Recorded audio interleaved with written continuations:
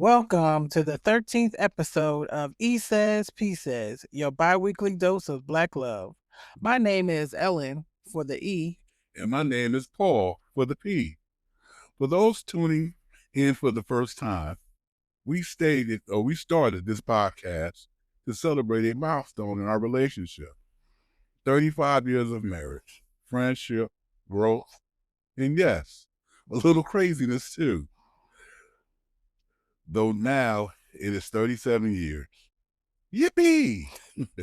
Every other week, we share parts of our relationship journey so people can see what has helped us make it this far and what continues to help us grow. Previously, we talked about our anniversary, wedding day, and honeymoon. If you missed that episode, definitely go back and listen. And if you're new here, welcome. Make sure you subscribe so you can catch up on all of our previous episodes. This week, we're discussing finances in our Black Love, Marriage, and Financial Growth episode. Before we get into today's episode, let's start with a moment of gratitude. I'm grateful for living 61, hopefully 61 years on this earth. Because May 26th is my birthday, and so I'm grateful for that. Being a lot healthier than I was at this time last year, so I'm grateful for that, and just being able to spend time with my family and my wife, and being with each other, and working on projects together. So I'm really grateful for that. What about you, honey? What are you grateful for today? I'm grateful that you finally caught up. You'll be 61 in a couple of days. And though when people see us, they think that you're a lot older than I am. They do. That's true. Which is hilarious. They think I'm rocking the cradle. Yeah, he almost got into a fight with one of our neighbors because he said the man told me to be ashamed of himself marrying that young girl. And he was like, "What young girl?" He was like, "I don't have any daughters. Who are you talking about?"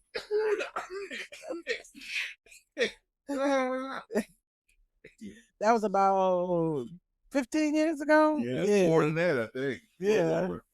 About 15 years now. Yeah, about 15 years. Yeah. So I was about 37, almost 40 at that point. Mm-hmm. Yeah, so it's gotten a little better now that I've matured more, but that's still funny. Like, we didn't even know him well enough to fight, but he was ready to fight. Yes, he was. He was going to protect the women. And the other thing I'm grateful for is just, family time, Coco time.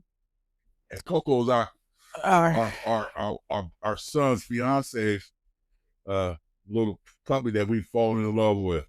Yes. And still in our time of celebration, I believe we mentioned back in March that it was the season of Mox. Mm-hmm. So it starts with me and then our anniversary, and now it's birthday bookends. Today is the 24th, so we're celebrating our youngest. Yeah. And then on the 26th, we celebrate Paul. So 27 years ago, he got, I guess, one of the best birthday presents ever, or the second one, because our older son is born in June. So yeah, June 11th. Yeah, the June baby. Yeah, so I'm surrounded by Geminis. Send help. So, Paul, how do you think our podcast journey is going so far? I think it's going great. I think we have 17 or 18 podcasts that have been uploaded and on our different platforms. So I think that's awesome. On a whole, and we've discussed an assortment of topics, from cell phones using school, doing our mock minute, to child rearing and the differences in child rearing that can impact a relationship as well. And then the importance of being on one accord when you're raising your children. So we've talked about an assortment topics, which I'm proud of. I'm proud to say that we have things on our platforms that I'm proud of, and my wife is proud of. Um, and talk about love and the importance of marriage. So many different things that we've had. So I'm very proud of it. Yeah, I think we're doing for us to be new, basically, we're kind of grizzly veterans now, but when we first began this journey, we were very new at it. You had learned a lot about the technology and everything, and you helped me, taught me a lot about the different types of technology when it comes to podcasting. So it's been great. What about you? How you feel our journey is going so far? I feel the same way. I feel that I'm nothing against, your livelihood, Right. but it was interfering with my dreams and wishes. What was that livelihood? What was that livelihood? Your special education teacher career for the last 20 plus years. Yeah, it's almost 25, almost 25, almost 25 years. And as I think we will discuss, retirement and, in that stage in your relationship as well. But at this point, because of health issues, which we discussed when we came back earlier this year, he has more, I won't say free time, but more time to focus on doing something that he cares about, which has kept us more consistent. Because he would consider me a taskmaster. I'm not a taskmaster. It's just that he, it's a tech divide. I'll put it that way. Right. He understands tech, but sometimes the nuances and stuff, like, come on, we got to do this. But I'm tired. It's like, no, the internet's not tired. Come on. Let me clarify. This is something I really do care very much about. But please, my wife said something that I cared about the children too.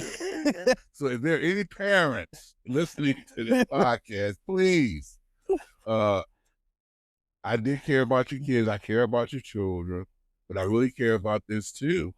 And I just didn't have the time to, because teaching is all encompassing. Yes. It's a, when you're dealing with young people, you're teaching young people, you're really talking about life and death for many kids, because if they don't get the skills that they need, they're going to struggle in adulthood. So I took the job very, very seriously. Some people thought I was, I would go too far, but I was saying to somebody, hey, this is a matter of life and death for such and such. And some people thought I was going overboard or being overly dramatic. But if you look at the statistics, I'm not being overly dramatic, and it's actually quite truthful. I was being quite truthful because we know that kids who are not successful in school, they struggle in life. So it is. And I think now my wife is just citizen. It is funny because after after I'm retiring, she always knew it was important work. But after some of the research that she's conducting on her own without any kind of nudging from me or whatever, I think she has more of an understanding of just how serious this situation is with education. I think she always knew it, but I think she really sees it now for whatever reason. I can't explain it. I don't understand. It's really ironic that she has more understanding now than she did when I was actually teaching, even though she did realize that it was important work. But now when she's out in the community and things, and she's dealing with certain young people, and she wants to blame me. And they're all Paul's children. So whenever you see a child acting up, then he's Paul's child. This is my fault. But I don't teach all of America. They're all Paul's children. I don't care what it says. I don't care what it says. They're all Paul's children. But they're my babies, and I love them and I care for them, and they're young people who need guidance. Not all of them, but many do. Many that I have taught or had the pleasure of, guiding. They needed some, some direction, and so of course I'm going to miss teaching. Oh my God, I'm missing, very much. But I love what I'm doing now. I really do love podcasting, and then the writing. I really enjoy that. So Go ahead, honey. You know, I don't want to talk about this the whole podcast. Well, when it comes that, and as you can see, he loves teaching. Oh yeah. And it took me a while to kind of adjust, especially, as he got further and further into his career. But as the years passed, as the children got older and they weren't in the house, I was like, oh, and I would look at him because usually before school, we would try to go away that week before school started so he could refresh and kind of take a break. And I would tell him when we would come back and say, oh, well, I'm gonna be a school widow. And he was like, what do you mean? I was like, I guess you'll go with your work wife. He had a young lady that he works with. I said, I'll no longer exist for the next 9 months. And he just looked at me and I think he finally got it. And I got it. I was like, well, and I would just kind of, go on and do my own thing. And he would teach and work and sleep because he would be tired. Teaching all the world's children is tiring. I remember one. I know it had to be maybe 2 years ago, 3 years ago. And I know for like 3 months, I would come in the house, eat a little something, barely spoke to Ellyn. That's how exhausted I would be. Take a shower, lay down, go to bed. It would be like 8, 9 o'clock. Yeah, he would be And going. she told me one day, she just said, I don't hardly see you. Do you live here? And I said, yes, I live here. I don't see you. I haven't seen you in 2 weeks. I said, what? And she really hadn't seen me. I'm not talking about in past. She hadn't seen me. Like sit down and talk. That's Usually we sit at the kitchen table and share dinner or whatever. Yeah. But most of the time when he was in the throes of teaching, and I was, because I had the privilege of still working from home, I would make, because when the kids aren't here, you can make dinner and there'll be food. Yeah. So I would usually kind of make something to eat or get something out that would be here. So by the time he got home, he could eat and then kind of come round down. And then if I was working and he came in and he ate and he went to sleep, I definitely didn't see him. Mm-hmm. So that's what would happen. And I guess one day I saw him, because even when it was COVID, there were times like that. He would be working in his space and I would be working in mine. And I might pass him by as I'm grabbing something for lunch. And then because teachers get up so much earlier, yeah, he would be like, by the time I got off work, he'd be like, good night. I'm like, huh? I like was for a while. Yeah, so it was just that way. And that, I will say, that's with high school. Previously, he taught middle school and elementary, so we saw each other more because he could stay up a little late. Yeah, because elementary and middle school started a little later, so he could stay up longer. But high school starts at 7. He had to be there 7:20. Yeah, 7:15. 7:15. So that comes early. So about 7, 8 o'clock, he was bye. See you later. Especially if he didn't have any other work to do or there was no type of sporting event on. True. So now we're going for our main topic. Yes, and as I said, I do feel the same way about this. We found our consistency, and we seem to be on a good track. As long as we keep going, we should keep building. And it's a lot of people probably don't understand that because of how crazy we can be together sometimes. But honestly, one thing we've always been able to fall back on is our friendship. Right. So of course this works. Yeah. And so on to the topic for this week, which is our main topic. Well, and this week we're discussing money, my favorite topic, and Ellyn's least favorite topic. She does not like discussing money. The reason I don't like discussing money is because Paul uses what I call the ambush method, in air quotes. We'll be having a completely unrelated conversation, just like we were talking about school and teaching and all those things, or doing something random like shopping or going to the movies, and suddenly, boom, a financial question come flying at me. I was like, but We were talking about going to the amusement park or taking the kids or taking the kids to the movie. Or do we want steak or chicken at the grocery store? Or did you pay this bill? Is it gonna pay this bill? You got I got this money. It's like I'm not even in that space.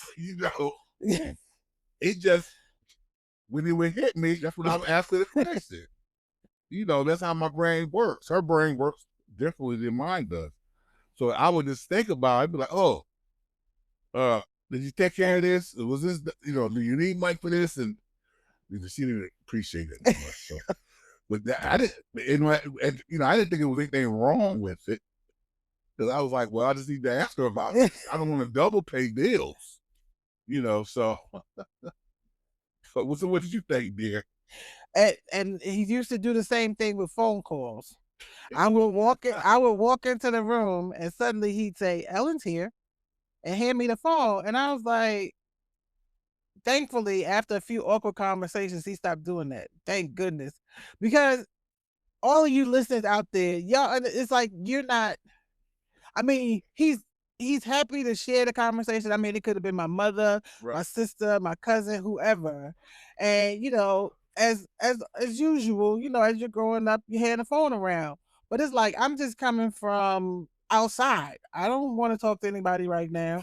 And especially a couple of the jobs I had. I talk to people all day. So I'm like, yeah, no. And that was something I didn't understand. It took me a while to understand that. Because of the kind of work I did, I talk to people all day in person. So I would say to myself, well, why is she stressed? It's just a phone. But I understood that later.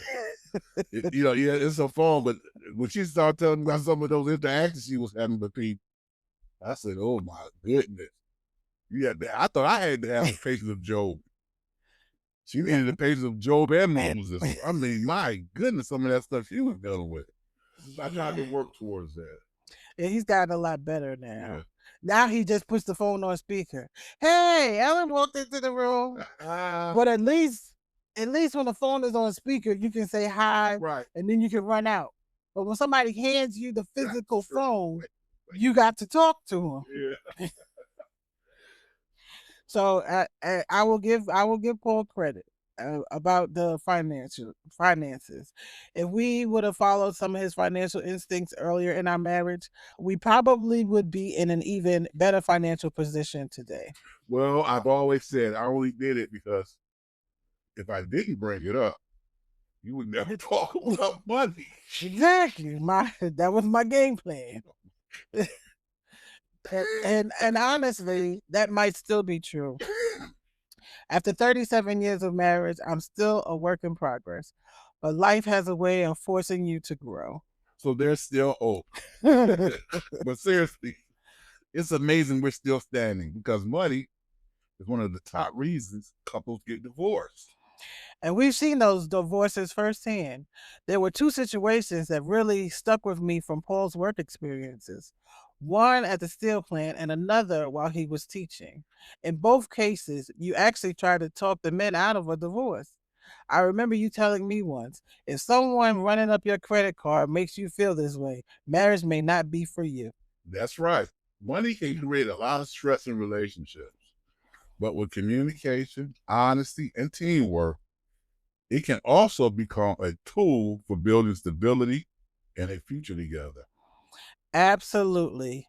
Today, we just want to share some of our experiences and lessons about managing finances in marriage. And when we came to those two experiences that Paul had in his work, the one that really got me was that first one at the steel plant. It was like the man got married. He was like really happy. And I guess they were sitting in a lunchroom and he started talking to Paul about, I guess, they didn't have that money conversation and his wife was running up his credit cards. Mm-hmm. And I guess he was telling Paul as time went on, by month 6, he was like, I can't live like this. Yeah. And Paul was looking at him. He was like, but you just got married. He's like, no. And shortly after that, he got divorced. Yes, he was serious. So some people, if you don't have that conversation about finances before marriage, it can cause a breakup. And some people like, oh, what? And I don't even thought for to me. I'm saying you gonna break. I couldn't believe he was gonna break his marriage up over a few dollars. But look, for him, it was more than the money. It was a trust issue. He felt that she was hiding, doing sneaky things behind his back, so he felt he couldn't trust her. So he ended up divorcing her, and she was heartbroken. Uh, she cried and broke down. I said he was firm, and he did break up with her. And as a matter of fact, he ended up leaving. Yeah, I was He left the job and everything. So. yeah, because when Paul told me that, I was shocked. I was like, I mean, 6 months is not enough.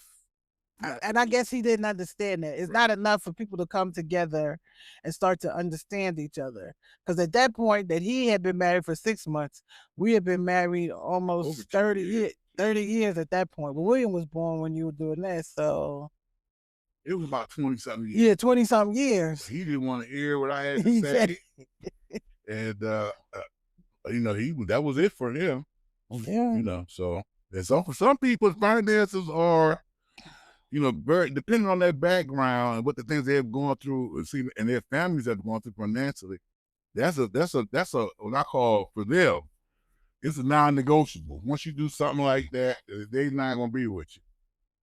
They see one of their parents either abuse the other financially, and they look at that as abuse.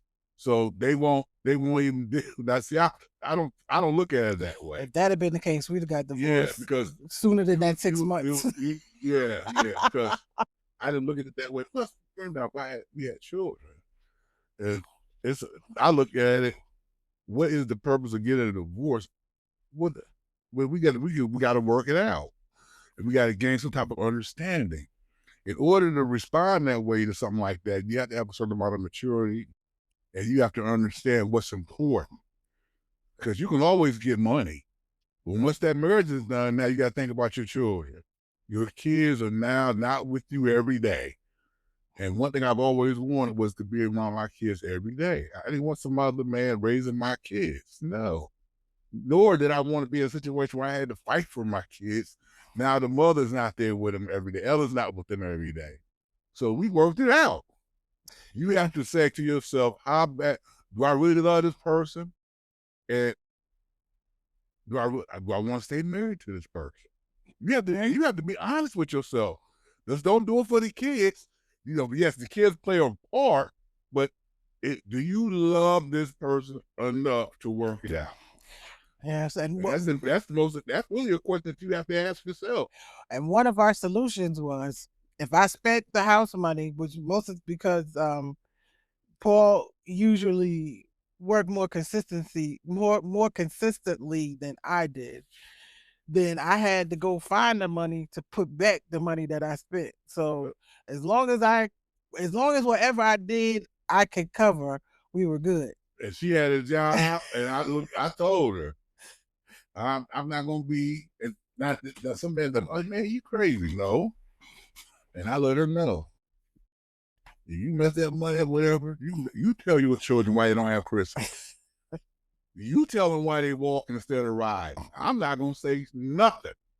You explain to them why they don't have what they need to provide and gain the money up.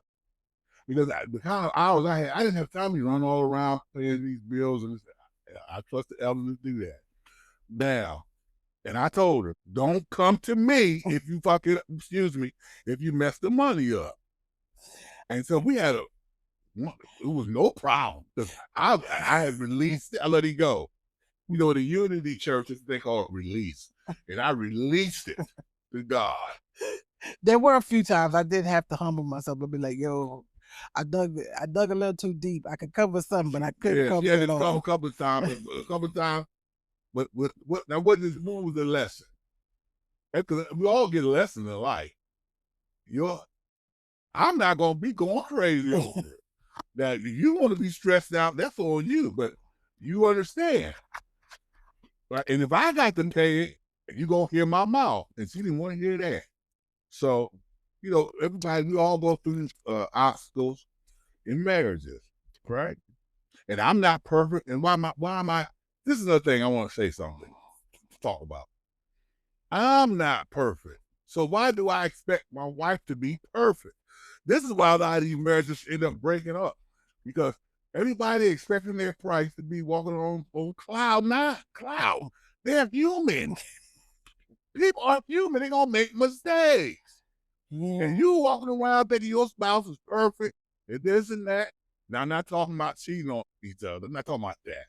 But I'm saying if your wife feel a little bit more than she should, or the husband feel a little bit more than you should, or he hang out a little later than he should with the boys, you gonna file for divorce because of that? Come on now. Again, would have been divorced a long time ago. Stop. But come on. If I was that way, if I thought that way, we would have been divorced the first year of marriage. Yeah, probably. So what I'm saying is, what is your marriage important to you? Right? Or the relationship that you have with the person that you're married to. Well, let me just say this. Just because you go with another person, don't mean the issue's going to be different. No. It could just be a different issue. Yeah. But you're going to have to deal with something. So maybe you might have to deal with one of her family, her brother or something that wants to live. You don't want to live in there. Or somebody from your family wants to stay. You let the person stay. They don't work. They want to stay for free, eat off of you. They think you owe them. So that's another issue. So it's going to be issues in marriage, no matter what. Big or small. Yeah. Big or small. And you say, what you said about those conversations? When you have those conversations, they're what? They aren't always easy. That's right. And especially when two people grew up with completely different views about money. Sometimes your family teaches you financial wisdom. Sometimes they only teach fear, stress, or survival habits. Yes. Losing my father unexpectedly at the age of 25 also affected my relationship with money more than I realized.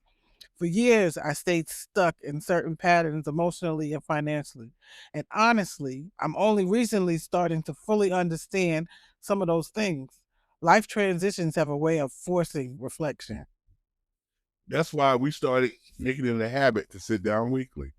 We review our calendar, upcoming obligations, plans, and financial responsibilities together. It keeps surprises to a minimum. Another important part of finances in marriage is creating shared goals. You also have to respect each other's personalities around money. Yeah. One person may be more cautious, the other may be more comfortable taking risks. The goal is not to win, quote unquote. The goal is to find balance. Exactly. Compromise is everything. You may not spend the same way or think the same way financially, but you have to work together. That's where harmony starts. I'm sorry. That's where harmony starts. And communication really is key. If you're overwhelmed financially, ask for help. Talk to your partner. Talk to a professional. Get guidance before problems grow. And I know that's difficult because in my household, it was more of a children are seen, not heard parental relationship. Paul had a different type of relationship with both of his parents. He was able to have respectful conversations with his parents. So there wasn't much of anything that he couldn't talk about. But when we first got together, he didn't like to talk either. But my thing about talking was always, because of that habit, when you come from a house where children are seen and not heard, you don't get to ask respectful questions because your parents aren't going to talk to you about it. They tell you you're not staying in the child's place, you're not doing this, you're not doing that. So of course, when you get with your partner, thankfully my husband's very understanding. I mean, you end up in a fight or flight situation. We had a lot of fights that probably could have been prevented if at 25 I knew what I know at 60, that my parents didn't give me the tools to communicate about a lot of things because they shut it down before it could even start. And I think he also started to understand. Well, one of his habits, well, I'll just go make more money. I don't want to talk to you. Because it just became a point of friction. Money, if ever there was a lack of money, as long as there was excess, we were cool. But if ever things got tight, it was always some friction. And let me just say this: she wanted to have it both ways. Yeah. So she wanted it to be money, but then she didn't want me working overtime. Look, you can't have it both ways. Now, if you want to spend like water, you want to enjoy it, good, that's fine. But I want you to understand, somebody got to put it in here for you to spend it. We had one of the worst arguments about me not coming home. I was riding to work. And they had been like every day, because this guy, he was a jerk that I used to do. We used to do man-to-man relief. And you were supposed to tell the person that you're relieving that you're going to take off so that the person could make arrangements. Because some people like living in there for some reason. And I was, I like to work, but not live in there. Some people didn't care. They want to make as much money as they can make. And so I was working and working. It was the worst, terrible. And I was tired, you guys. I was so extremely tired. I was so tired, I fell asleep in my youngest son's room. That's how tired I was. Ellyn started arguing. And I told Ellyn, I'm so tired right now. You can scream and holler. I'm not going to respond. That's how tired. And she was talking, and she was just screaming, and I fell asleep. I can't believe you sleep. I said, I'm exhausted. So the next week, the check came. She forgot all that and all that stuff about me not being home. And I should have been home more, but it wasn't all. It wasn't totally my fault, But then, too, it's important to learn that if you do something, it's going to. I had done something. It impacts everybody, not just you. All right, so you have to think about that too when you're making your decisions. Like I had a friend, he liked to gamble. I would tell him, if you should gamble only with a certain amount, right? He was like, yeah. I said, why do you have your whole paycheck in here gambling? I said, I think that's a mistake. And thank God he listened. He told his wife to come to the place, and he kept $100 for himself and gave her the rest of the check. And I said, that's a smart move. I said, now what made you do that? He said, the last time we was out here, I blew my whole check. You remember that? He remembered it. He was yes, and for those who want to know, yes, I did give him some money to help pay his rent because I had done really well that night. But you know what he learned? Because I told him, I've been where you at. I'm telling you, don't bring all your money. You have to teach people, help them to learn because of some of your own experiences too. The person has to be willing to listen. Well, true too. That's true too. Most people won't listen till something happens. Then once something happens, now they're ready to listen. And I have no words for you now. What? I forgot what we were talking about. You said communication is really key, right? Yes. We talked about communication. We talked about, I said everybody makes mistakes. It's important to get guidance before it gets the problem becomes a larger problem. Some people don't do that. They continue to keep digging a hole deeper and deeper and deeper. But it's important to know that everybody makes mistakes. Marriage and finances are both learning experiences. We definitely would have made different decisions if we knew then what we know now. So it's a learning process. But so think about this. When you're busy working, raising children, managing schedules, and just surviving daily life, sometimes you're simply just doing the best that you can. Still, we're proud of some of the goals we achieved. All right. We helped our sons graduate college with little to no debt. We created opportunities for travel and experiences. And now we're learning how to navigate retirement.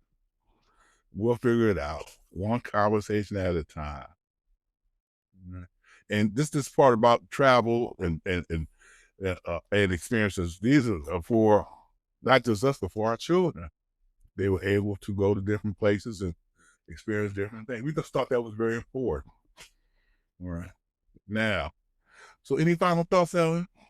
I will say, anybody that's listening to us and you're in the earlier stages of your relationship, or you're considering moving to a more permanent or marital situation, discuss your finances, organize, make those decisions. Who's going to pay what?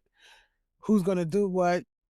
And it'll make everything cleaner. Decide where you're going to have a pot here, a pot there, a pot here. You're going to have several bank accounts. You're going to have one bank account. To make all of those decisions before you say I do, and it'll make things a lot easier. And then when you have children, don't expect more money to come from the sky. Children need everything every day, all the time. And that's from the day that they are born until the day that they leave your house. There's always a school trip. There's always somebody's shoes too small. There's always somebody's socks missing. There's always some snacks they needed to bring that they didn't tell you about. There's always some youth thing that they want to be involved with. There's always something. So you can do your best. You can put money aside for the children, but it just may never be enough. So don't get dejected. Yeah, don't. I mean, you can't worry about it. Yeah. You do what you can for your children. You let them know that you love them, and yes, those experiences that require money are important, but it's more important for you to provide a safe space, loving, learning, nurturing environment for them in their home. Yes, very true. Very true. There's a question they had asked, and the question is, what do you think about open relationships?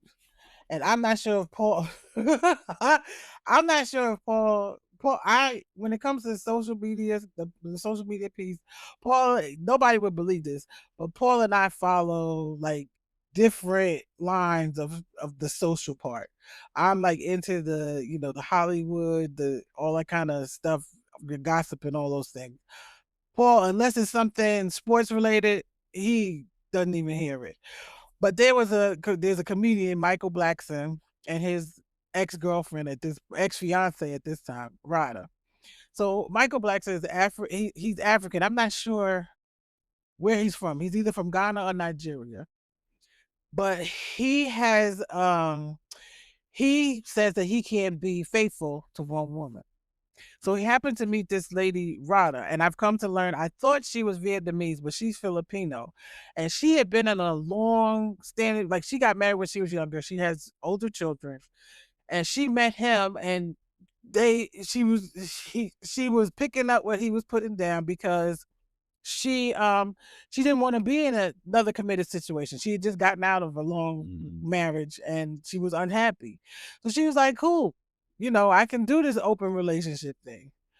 But as time passed and they decided to move it to a more committed, permanent level, the open relationship requirements, I mean, if you're into these alternate relationships, there's rules and regulations out there. If you go search them, or you can make up your own rules and regulations. So, they would bring people in to share together, and, I guess he could be on his own, but there was certain, he could not be with one woman more than however many times. And he ended up breaking these rules. And I guess she was like, I've had enough. And in the interim, she became pregnant. So she's pregnant by him, and he breaks the rules. And not only did he break the rules, he got somebody else pregnant. So 2 women pregnant at the same time. So she has the baby, and she's like, I'm done. I'm over it. I'm finished. And the other woman, I guess she had the baby, and I guess that's where he's laying his head. But she says she has no regrets. Right. She just wishes that maybe she would have taken more time and not got into that open relationship situation so soon after coming out of a long-term relationship. So I figured, why not ask Paul, what does he think about open relationships? I don't think we ever had this conversation, but I think it's nobody's coming in here and I'm not going out nowhere. Once that becomes part of the conversation, it's time to pick up the phone and call the attorneys, because I'm not. Some people live happily ever after in an open relationship, Right. but I didn't get married to share my person with anybody else. That's it. No comments from you, Mr. Mark? I don't agree. Open relationship. No. That's it. I'm not in the divorce side. And vice versa. There's too many diseases out here. So that's a no for me. Strong no.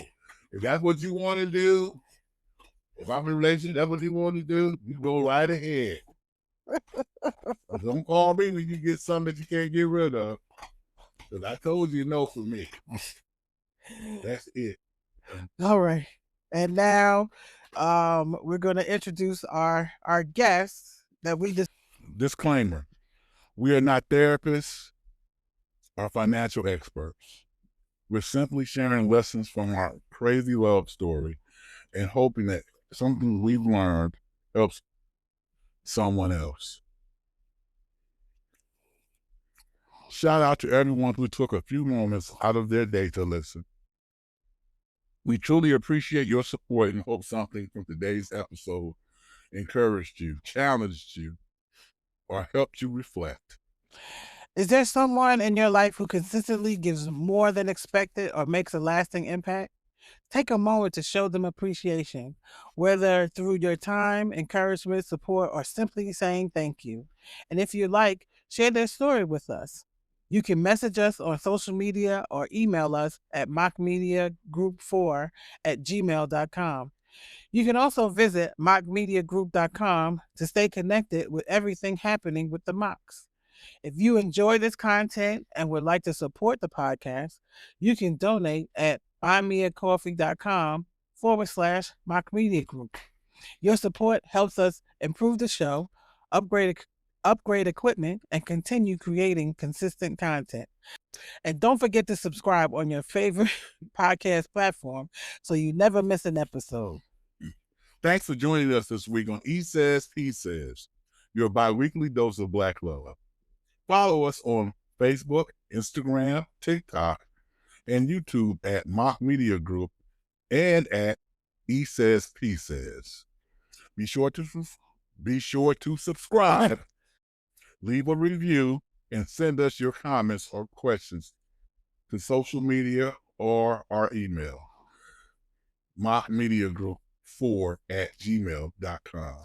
See you in 2 weeks. 1, 2.